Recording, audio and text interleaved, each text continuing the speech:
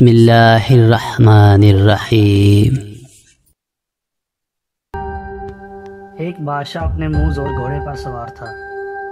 گھوڑا کسی وجہ سے بھٹکا تو بادشاہ سر کے بل زمین پر گرا اور اس کی گردن کی ہڈی کے موہرے ہل گئے۔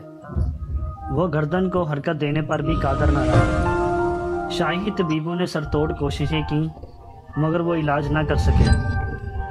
ایک دن یونانی حکیم بادشاہ کے پاس آیا۔ اس نے جاں فشانی سے علاج کیا اور بادشاہ ٹھیک ہو گیا۔ علاج کے بعد وہ حکیم اپنے وطن واپس چلا گیا۔ کچھ عرصے بعد وہ دوبارہ بادشاہ کے دربار میں حاضر ہوا۔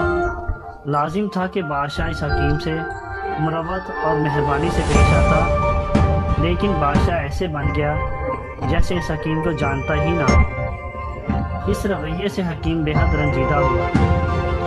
دربار سے باہر آ کر اس نے غلام کو پاس بلا کر کہا، میں تمہیں کچھ بیج دیتا ہوں، انہیں بادشاہ کی خدمت میں پیش کرنا اور کہنا کہ یونانی حکیم نے دیے ہیں۔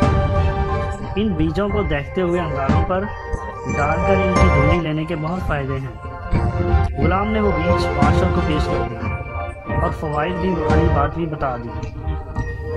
بادشاہ کے حکم سے فوراً دیکھتے ہوئے انگارے پیش کیے گئے، مگر انگاروں پر بیج ڈال کر دھونی لیتے ہی بادشاہ کو زوردار چھینک آئی، جس سے اس کی گردن کے موہرے پھر سے پرانی حالت میں چلے گئے۔ بادشاہ بہت چیخا چلایا، سپاہی دوڑائے کہ اس حکیم کو گرفتار کر کے لاؤ۔ باوجود بہت تلاش کے حکیم کا کچھ پتہ نہ چلا۔ ساری عمر بادشاہ نے ایسے ہی گزاری۔ سبق: ہمیشہ اپنے محسن اور اس کی بھلائی کو یاد رکھنا چاہیے۔